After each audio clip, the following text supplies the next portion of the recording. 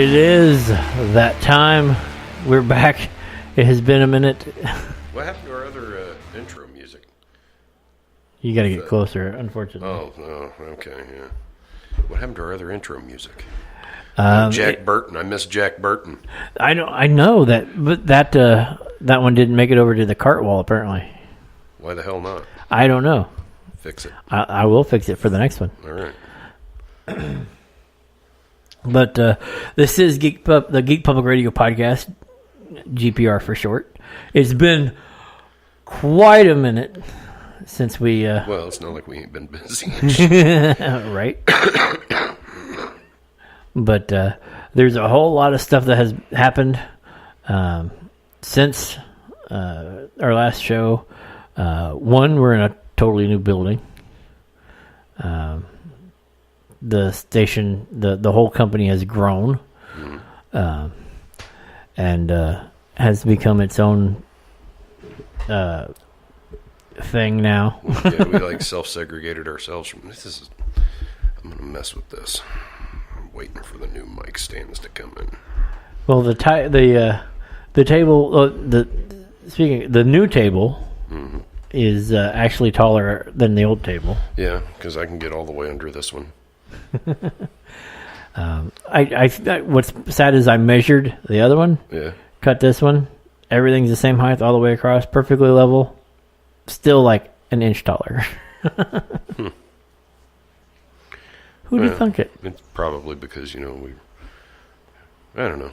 Shit, I don't know what it was. I was going to try to figure out a way to work a pun in on the gym there, and I'm not talking about gym. I'm talking about like the cross-training place that we were above. And now we're not. Right. Like we have our own... hear weights falling and people having... Sounds like they're filming gay porn down there. Like, is my ass up higher? Get in deeper. Go lower. Whoa. This is not what I signed up for. No, but so yes, the station has moved into our nice new studios where we now have another station. I'm trying to remember if that was a thing last time. I don't think that was a thing last time we done when we've added a radio station that does the hyper-local stuff. And it took on a life of its own while we were trying to move everything. And it is now like one of quite a few people's like go-to news source. Yeah. And that's not what we intended, but by God, it's working. It works, so it keeps us busy. We've gotten arguments with like legitimate news, or and we've made nemesis. And the funny thing is like, hey, you know what? It sucks to be in print, doesn't it? We reported on that stuff immediately. Yeah. But it has been fun. There's a whole lot of, like I said, the new station, the new studio space has space for the production on the film production side on its own. GPR and Geek Public Radio have its own booth space that's all done up in the various things from the shows. Like the Man Cave has their beer lights and the Camel or the Marlboro light, and we have one banner. That Marlboro sign, that's not Man Cave. Oh, right? Okay. That's the conspiracy aspect of the cigarette smoking man. Oh, is it? That's exactly what that is. So that's the X-Files version? And over here, because it's hanging above Eddie's little area, with all the Bigfoot stuff. Now on the wall, eventually, I'm going to put his sundress and Dolly Parton wig once I get him out in the field, and we do a little hunting for Bigfoot. We're gonna get that framed in a shadow box and shit, and put it on the wall. It'll be great. We were trying to do all this stuff while trying, we've been talking about doing the show. We're like, we need to do another show. We need to do another show. We have just. I need to build a table. We need to do another show. We need to do another show. I'm leaving for Florida. Yeah. To film 2 films. Well, and we filmed a film in March too. Yeah. And that was with Emmanuel Carter and Dominic Wilkinson, both who have been in, they're not big roles, but they have been in stuff like Empire, Creed, Chicago PD, Creed 2, yeah.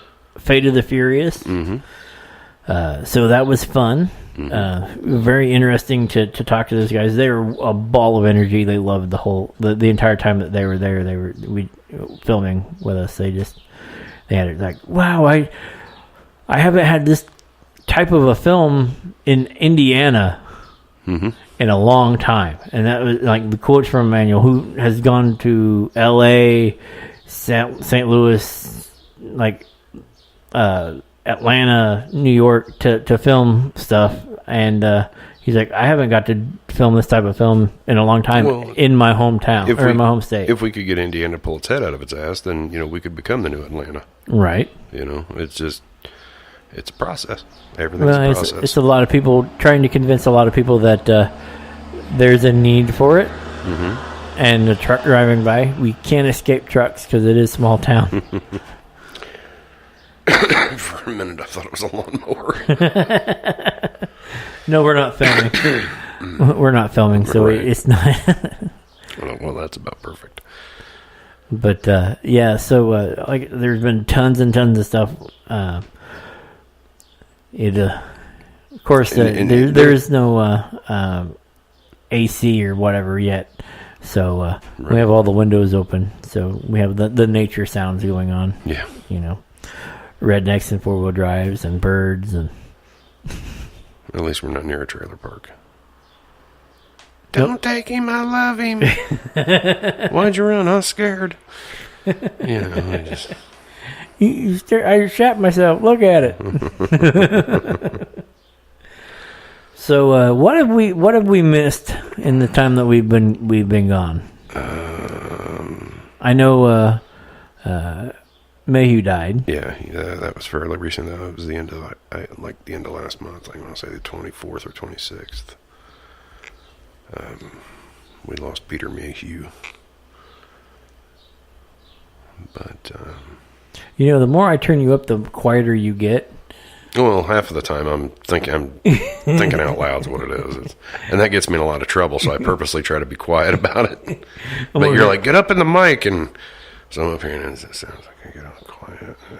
I'm really just trying to think. These are new microphones too, so right. I was able to get away with that shit before, and now it's like, no, you have to. So it's, it's a thing.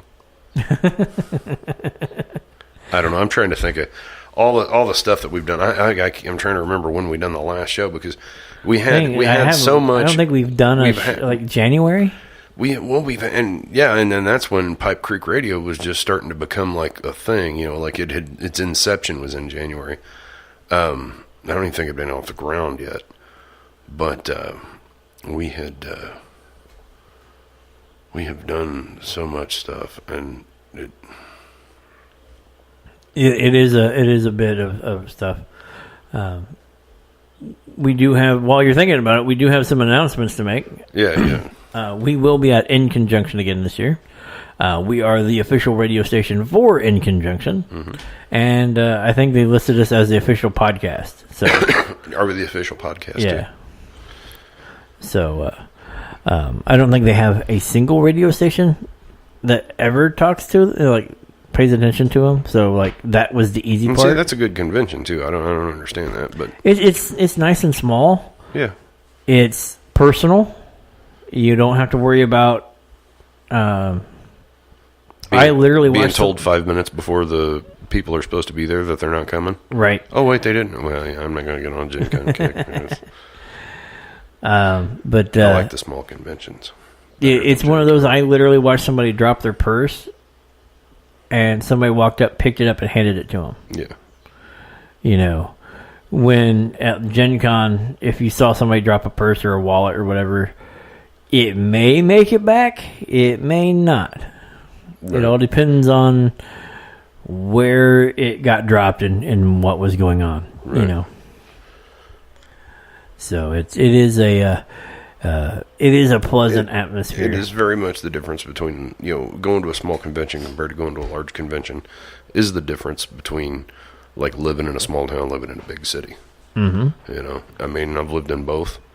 I prefer the small town, but as far as conventions go, there's good things at Gen Con, but you know, there's just as much good stuff at like InCONjunction, Starbase Indy. You know, all the different little conventions, I enjoy them too. You know, in a lot of ways, and especially this last time we went to Gen Con, I enjoy the small conventions more than I do the big ones. You know, that is true. And when we talk to people about being a guest on the thing, they tend to show up. Mm-hmm. Right. Speaking of which, we do have the since we have the special podcast, a thing, they're looking at putting us in primary or like main entertainment, main programming, yeah. That hall or secondary programming. But it'll be like we're in like the main like sections. So it'll be like room the huge room or the second huge room. Okay. Yeah, for the thing. And we're looking at like an 8:00 p.m. on Saturday. Yeah. Maybe. He's still moving things around, but that was what the thing was. Okay. Well, I know you talked to him earlier, and you know, we don't want to. You know, we don't want to push anybody out if we're in main program. You know, there's like a company that wants to come in, you know, and do whatever. You know, I don't want to interfere with anything. You know, but you know, at the same time, I don't want to be in like a supply closet. You know, I don't mind a small room. Don't get me wrong. You know, I would like to be in a little bit bigger room than we were last year. Something that was has foot traffic outside. Yeah, we were in a hallway, weren't we, last year? Yeah, it was like next door to us was the Blood Drive and Pathfinder. Yeah. Which was nice because we got to do stuff and it was quiet, and the people who came to see us actually got to be a part of the show and all that stuff. And you know, when we were told, "Hey, you guys have had the most attended event in this room, like ever," it was like, well, I don't know how to take that. Like, yay us, or that's kind of sad. But, you know, and the convention thing, they're there. Their main programming has always got people in it. Mm-hmm. Secondary programming always has people in it. The blood, they did the blood draw every year, and they always have people donating. There's always people playing Pathfinder because there's the sanctioned games. There's always people in the vendor hall, whether or not they're buying anything or not. But there's always at least some people walking around checking stuff out. And there's always stuff to do, right? Even because we were right in front of the Doctor Who room. Yeah. Last year, yeah, and they had people in and out of there constantly, and they were giving away a whole bunch of stuff, like a silent raffle type deal or whatever, and or a silent auction thing, and there was a whole lot of cool stuff on there that would have been cool, but I didn't have the money, and I didn't tell the wife, so she couldn't nag at me to. Good call. Because Yeah, I know. She'd be like, Doctor Who? I love Doctor Who. But it is what it is. And that leads us into the next convention we got coming up. It's Gen Con. We will be back at Gen Con this year. Mm-hmm. We are pre-arranging our media guests again this year. Yeah. And we are leaving out those that canceled on last moment, but we are going with those who had expressed interest in doing it. So conveniently enough, one passed the torch of something to another. I'm like, you know what? Well played. But so we'll be at the Westin this year. We won't be in the in Lucas Oil. Yeah. Which I thought we were going to be in one of the hotels anyway. Right. And then when they put us there, I was just like, all right. Makes it easier for us to load in, load out, because we just literally pull up into the hotel roundabout thing by and grab one of the carts and just right. And then one wheels it up, we go park the car and then come back and set everything up. So yeah, it'll be pretty easy to set up. I think it's a ballroom, so it'll be a bigger room than we had.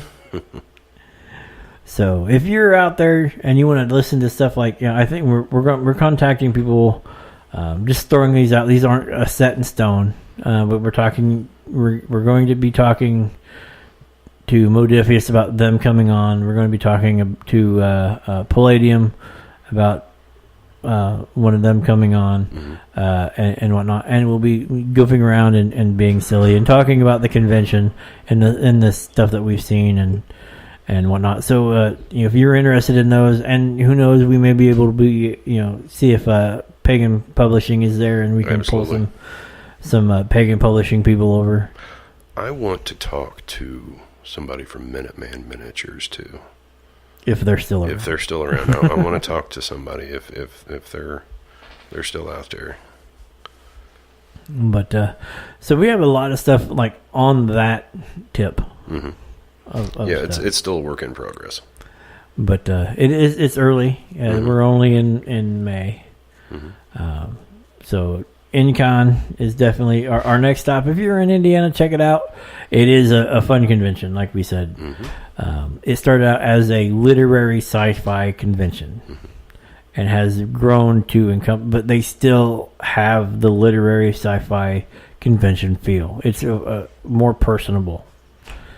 So when they have the guest speakers and whatnot, you actually get to spend time and talk to them. They're not like under glass, and it takes $15 for you to go sign an autograph and get a picture with them, and that is the extent of your interaction. Yeah.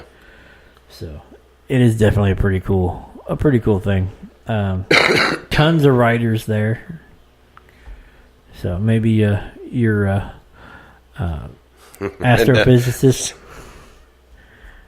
friend that we made at the Starbase Indy, maybe be in attendance. She just finished her book, so. Did she? Yeah. That's I thought she was working on another one. So I don't know about that. That might. I feel like I lied to her when I told her we would see her in a Concoction, and then we weren't able to make it. Well, I think that was another one that we were filming. We were doing stuff. Yeah, we thought we were going to make some more conventions than what we were actually able to make, but we had shooting schedules But growth happened. Yeah. And like exponential growth happened. Yeah. It's weird to think of like all this started in back up in a room in my house, moved to a studio space that had its issues, and now we're in our own separate building where there's nobody really underneath us. There's nobody above us. There's no noises. There's no outside of the neighborhood noises because we don't have central air hooked up. The only thing you have to worry about is, during the day when the preschool lets them go out and play and you have Children of the Corn. That is the only thing you have to worry about. That was creepy as hell. Yeah. So we're sitting outside just talking about stuff that we're going to be doing with the station and whatnot. And one of the I don't know what the teachers, I guess, I don't know what you call them. but she was like, she said hi or whatever, and she's like, hey, you want to take one of these home or whatever? And I was like, no. And I was like, mine's already grown. I don't want to do that again, thanks. And we turned around and started talking again, and two little kids appeared at the fence, started like, take us,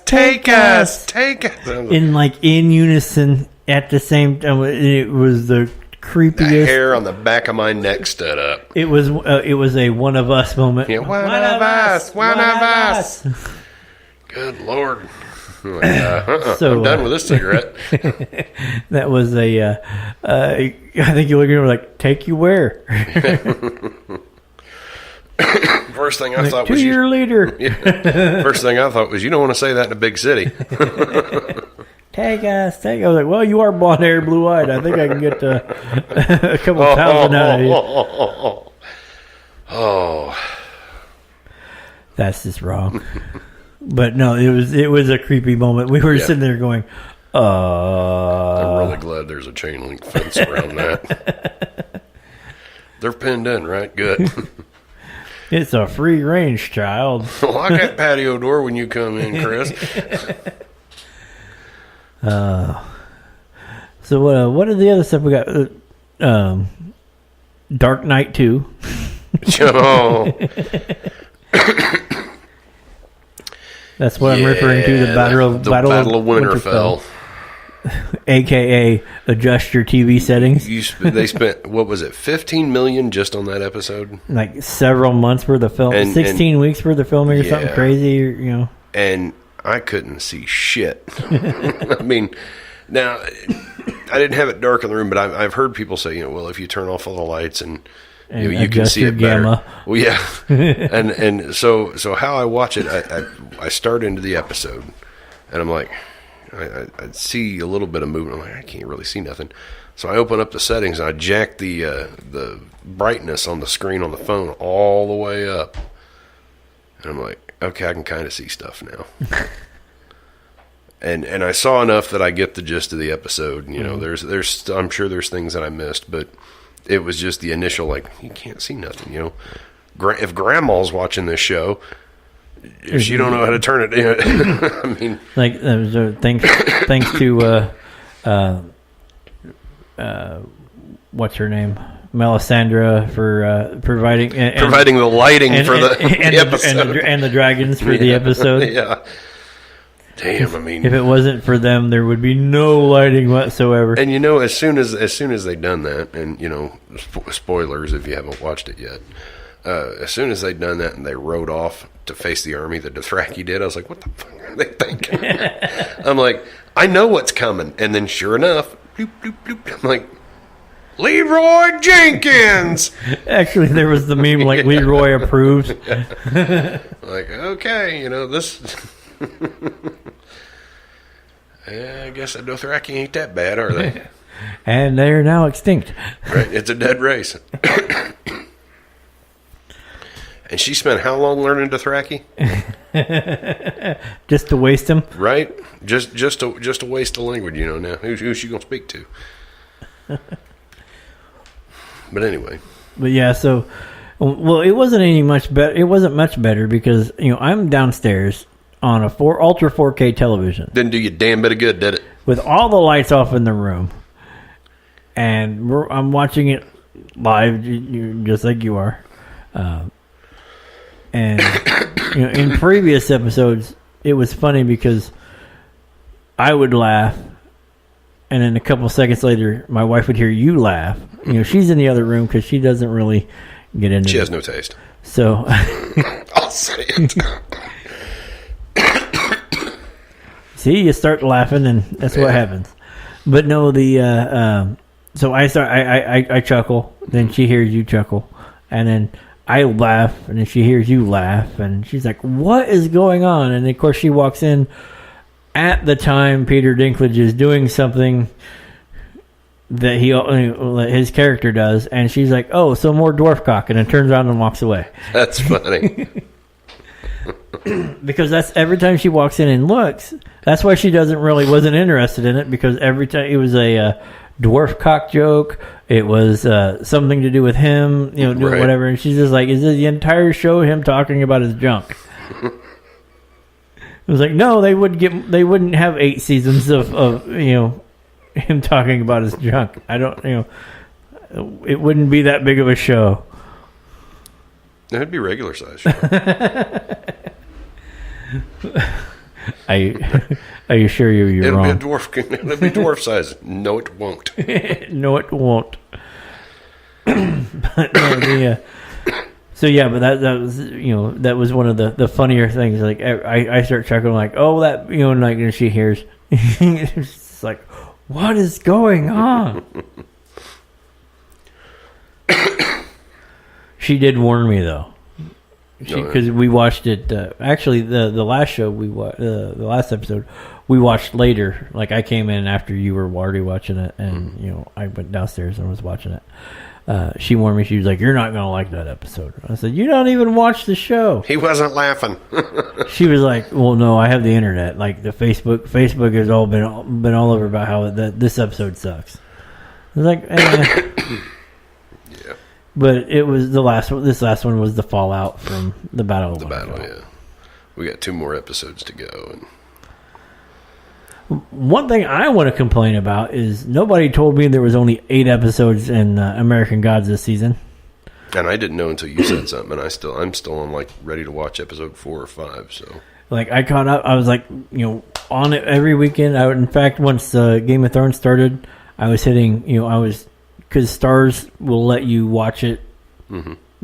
Anytime that day. Anytime that day. Oh, anytime that day at all. Yeah. Okay. So I was just like watching it. Getting up, watching it in the afternoon, and then I come to realize, oh no, like it's on an hour before Game of Thrones, so you can literally go American Gods, switch over to Game of Thrones. Mm-hmm. So that's how I watched the last episode, and I was like, okay, there's a whole lot of questions. I can't wait for this next episode, and thinking there's like 2 left. And I clicked it on, and it was like, nothing. Are you sure they're not in a... No, only 8 episodes. Oh, okay. Total. I was like, this sucks. I was like, now I got to wait an entire year before we get back to this. Gotham had a hell of a break there that I didn't expect them to have too, didn't they? They had like a 2-3 week break, and then I'm like, why'd they? I don't know why, but then they come back, and it was like 2 or 3 episodes, and then done. Mm-hmm. And it ended exactly where we actually pre-predicted it on this show. Yep. I was like, I'm going to tell you exactly how it's going to end, and I was right. So if you want to know, just go back through some of our prior episodes and check that out, because I think we nailed it. Yeah, I mean, I figured it would be an over the shoulder shot though, because I'd said if rather than a full facial. Yeah, I didn't think it'd be looking up, but it was looking down. I figured it, or it was looking up instead of looking down. I figured it'd be how you always see a Batman episode, kind of begin, is where he'd be standing on like a gargoyle or something, looking over the city, or crouched or something and looking down, and it'd be an over the shoulder shot, the back of the cowl, the cape and everything. And I was like, that's going to be how it ends. He's going to be Batman standing on a roof somewhere looking down. The one thing that I think they missed out on is the actual opportunity of having the bat signal shine. They had the spotlight, yeah, but they didn't have the signal on it yet.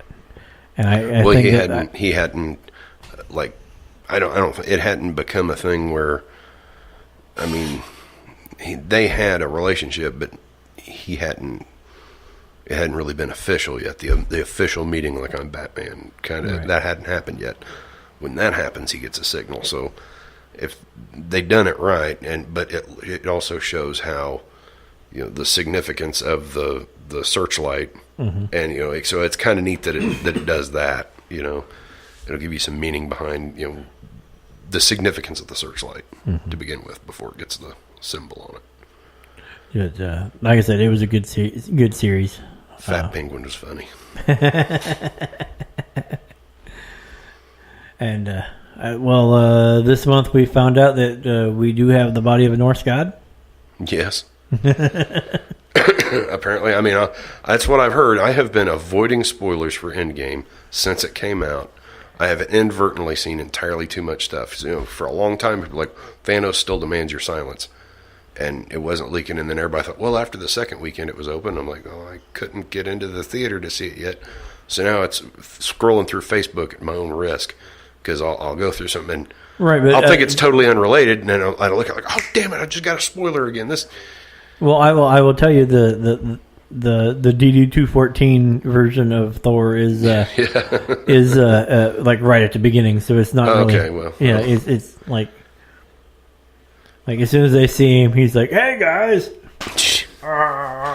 I'm just glad now I can make that claim. I'm like, hey, I got the body of a Norse god. It is definitely like you and long hair. Yeah. He's got the beard and everything. I thought the same color. I thought it was funny that I saw him, and how I seen it was how I saw how it was confirmed. There was a couple of different memes that have come out, and I seen one that said, I go see the movie for the plot, and then underneath it says the plot, and it's a picture of Thor, like from any other Thor, any other time, a normal picture of Thor. And then at the bottom it says, well, the plot thickens. I was like, okay, that's funny.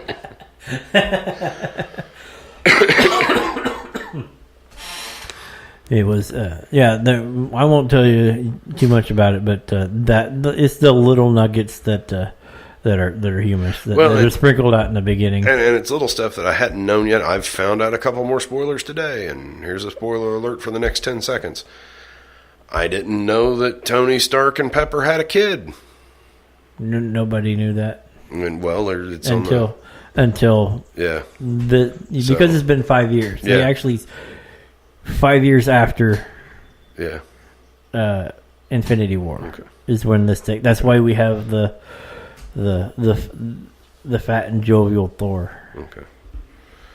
Because if he pounded that much stuff in 6 months, it can be done. But anyway, so like I said, that's a spoiler I didn't know until today.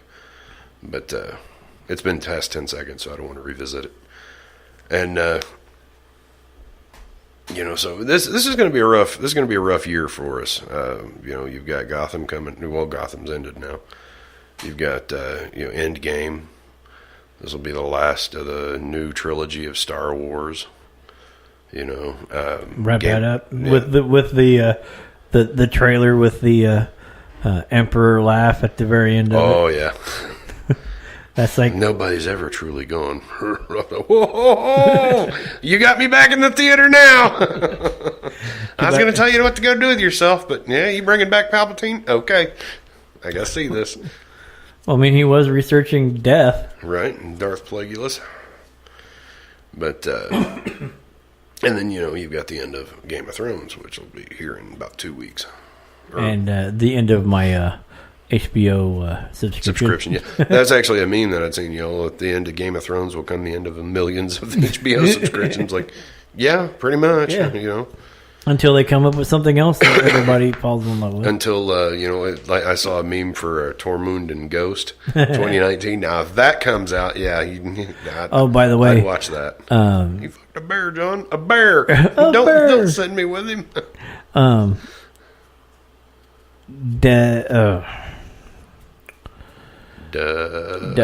Deadwood, the movie. Yeah. Where they're tying everything up. It's going to be a movie that ties everything up. Yeah, I thought they were relaunching another. No, it's movie and then a series on it. Well, from what I heard, it's the tying up what happened later, and because Timothy Fantastic or Swearingen. Swedgen. Yeah. Because he's been doing a whole lot of other stuff. I mean, so I don't see him coming back. I mean, his stint on Game of Thrones wasn't very long. No. 3-4 episodes maybe. Right. Well, he's been doing American Gods. Yeah. So I don't see him coming back. And he just done the new Hellboy. Yeah, we saw that. Yeah. Pretty decent. Yeah, to me, Ron Perlman's always going to be Hellboy. But as far as reboot, remake, whatever you want to call it goes, it wasn't as horrible as it could have been. It wasn't really that bad. I'm okay with it. I would have still preferred it to have been Ron Perlman. So would have Ron. Well, yeah. but Old Boy didn't do too bad. So I'm okay with it. No, I enjoyed it. I went into it okay, well, we'll watch this and I'll be doing other stuff. Right. And I stopped doing other stuff and watched it. And watched it. Next one I want to watch is Alita Battle Angel. Actually, I heard that was pretty good. I actually meant to watch that today, actually, but other stuff's going on. So I heard it wasn't too bad. I heard the effects on it are actually pretty good. Yeah. So Captain Marvel was good. I did watch that. I had to get ready for Endgame. I hadn't seen Captain Marvel yet, so I needed to watch that. It surprised me. It did, yeah. I'll be honest with you. I wasn't a Brie Larson fan. Yeah, well, I mean, she's kind of unremarkable as an actress. I mean, she does a good job, but I couldn't tell you anything else she was ever in. And actually, we watched something that she was in, like right after we watched that. What? Right? She played the wife, Predators. Was that her? Yeah. Are you sure? It looked exactly like her. Well, blonde hair. It looked like her and talked like her. Okay, well, I mean, yeah. Okay. Well, I can check it. Well, yeah, I mean, and that was a good movie too. I know right now people are giving her flack because I guess she's on some kind of social justice warrior kick or whatever, and I don't know. I mean, I'm not going to get into that. I think you need to keep that shit separate than your professional, whatever. But apparently, I was wrong. She wasn't in that, but she was in Kong Skull Island. Okay, I knew it was a blonde gal in that movie. Scott Pilgrim versus the World. Never seen it. Always wanted to, but never seen it. That's actually a pretty decent one. 21 Jump Street. Yeah, like I can remember that shit. Trying to go back. Rampart. She was in that. Rampart or Rampage? Rampart. Never seen it.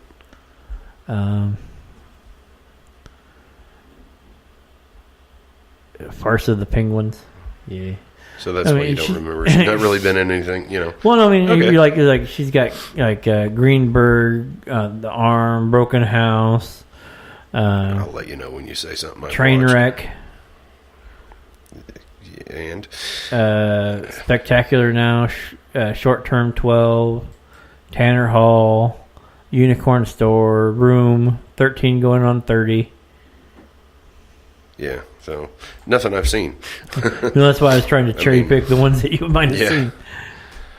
So, like I said, Kong. but like I said, I mean, I thought she'd done a fantastic job. I know a lot of people are like, well, she should step down. They should get somebody else to do it. I don't know what's going on with that. I just know there's flack going on. I'm going to separate all that crap out, and just based on what she's done as an actress, like how she portrayed the character, I think she's done a good job. I enjoyed Captain Marvel. Yes. Now, my ex-wife hasn't seen Captain Marvel, but she has gone and jumped ahead. Endgame. And she's like, I didn't think I'd like her, but I really kind of like the character. I'm like, okay, well, then maybe I'll, because I was back and forth. And I'm like, do I really need to see Captain Marvel before I see Endgame? And I'm like, well, why the hell not? There are a couple funny lines at her expense in Endgame. Okay. And they're all from Rocket. Okay. Of course. Well, yeah. But no, I heard there's a lot of stuff going on, she's arrogant or whatever on her meet and greets and Robert Downey Jr. isn't. I don't know. I don't really watch. I mean, I honestly don't know. I figured if there was anybody in the MCU that I figured would be arrogant, you're gonna think of a guy that plays Tony Stark because no matter what, you're gonna think that's how the guy is. Right, but actually, everything I guess I shouldn't say that. I haven't seen a lot. Yeah. I've seen a few of the whatever, and it's normally he seems really gracious about hey, this is the one thing that revived my whole career. Well, yeah, and yeah, it is. I mean, you go from going to prison, going to jail or prison or whatever it was for dealing cocaine or what have you, to you cleaning yourself up and people taking a chance on you. Yeah. I mean, he pulled. It was only because he was able to pull it together for Iron Man that he got that one film with Robert Duvall. Where he's a lawyer and his dad's a judge, and he comes back to try to take care of his dad. I don't know. I mean, if it's a feel good thing, I don't care. I mean, well, no, I know what you. I know. It just happened to be on the TV. I watched it. So, but that's what booming, and you started seeing him coming back. Mm-hmm. So it's. But now, like I said, everything I see from him, it tends to be.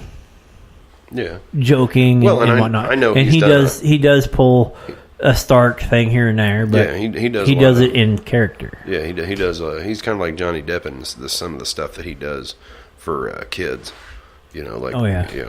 Dressing, coming in as Stark and presenting the the Iron Man arm, Yeah, prosthetic arm for the kid. yeah. Well, I don't think he was in an Iron Man suit on that one. No, I can't he remember. actually But did, like the suit and coming in a regular suit. Yeah, that's cool. I mean, and like opened the Stark suit or the briefcase, the with Pelican case that's got and presented it to the kid that where the kid could actually move his fingers and it looked like the Iron Man thing. The kid was ecstatic. I thought it was actually really cool, and the story behind it, he was saying that the only thing he had to do with it, he wasn't really connected other than he had the honor of presenting it.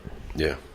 And he thought he said it was one of the most amazing things he's gotten to do because he's gotten to do a lot of cool stuff. Right. Just like Johnny Depp, he will go in character to visit sick kids and whatnot. I've watched more of the stuff that Johnny Depp has done than I have what he's done. And it's always funny. I mean, sometimes I can tell I think that stuff's a little awkward for him, but it's always neat to watch. With Depp, it's like I do a lot of adult humor. Yeah, with this character. I know kids love me, but yeah. But we were talking about the memes earlier, and one thing that I'd seen was a push. Somebody had suggested that.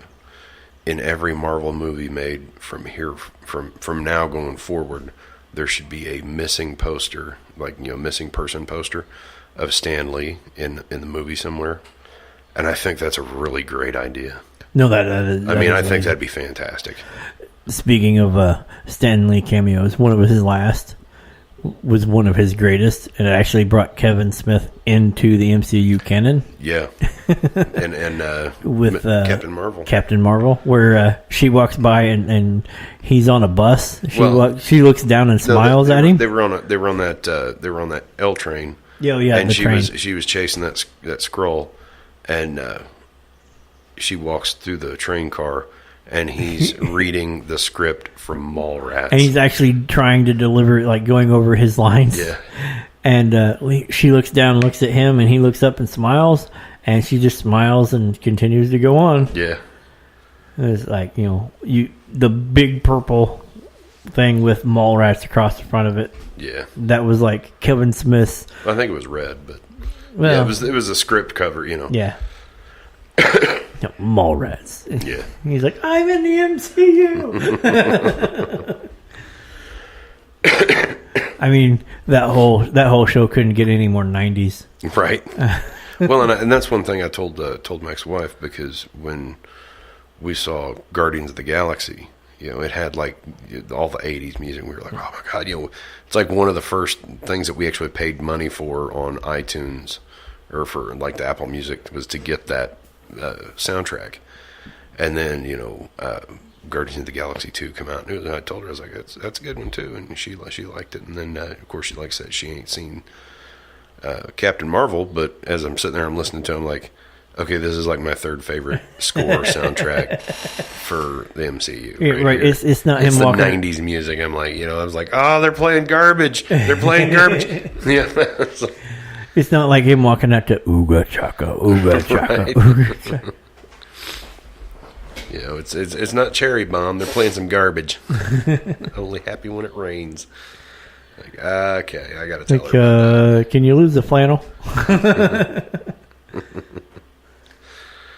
It's like, God, I dress like that. Yeah, it's like, oh man. Her 9 Inch Nails t-shirt and. Yeah. I'm sorry, we don't put our identification on little cards for everybody to see. Yeah. But fair enough, right?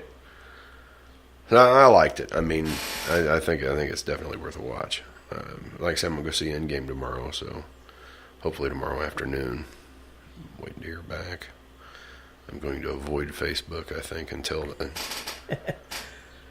Because if I don't hear from her by time to go, I'm going any damn way. I have waited a week because she went and saw it. We had made plans, and then she went ahead and went and saw it with the kids, and I was like, okay, well, would have been nice to know. And she says, well, I'd go back and see it again. I'm like, well, of course you would, 'cause I'm going to pay for it. Like, okay, well, let's go back and see it. And we couldn't get together to do it. And so, well, then there was like no tickets available. Yeah, I'm like, when you did finally get a chance to. I thought, I don't know. Honestly, I don't know what the hell I was thinking. I should have pre-booked, because that's one thing that they said on the Man Cave last Friday when I was, oh yeah, so I went ahead and got my tickets like 2 weeks ago, 3 weeks ago, whatever. I'm like, well, I didn't have the money, But, well, it is that time. Is there anything? Already? Yeah. Is there anything we needed that we haven't covered? I don't think that we. Man, I don't know. We talked about all the. We talked about the conventions. We talked about the stuff that's gone on in the station. We talked about filming. Oh, by the way, InCon, Rutledge Productions will be screening their first feature anthology. Mm-hmm. It's not The Black Book, which should be coming out later this year. We still have one more thing to do to it to get it ready. We're waiting on a location for that. Yeah, right? we're waiting on a location. But tentatively called The Tube. Has to do with people, tourists going and enjoying, having fun, and somebody gets sucked into watching television the whole time. So, and then things progress horribly bad for said person. But check it out. We will have it there. We will also have DVDs available for InCONjunction and whatnot.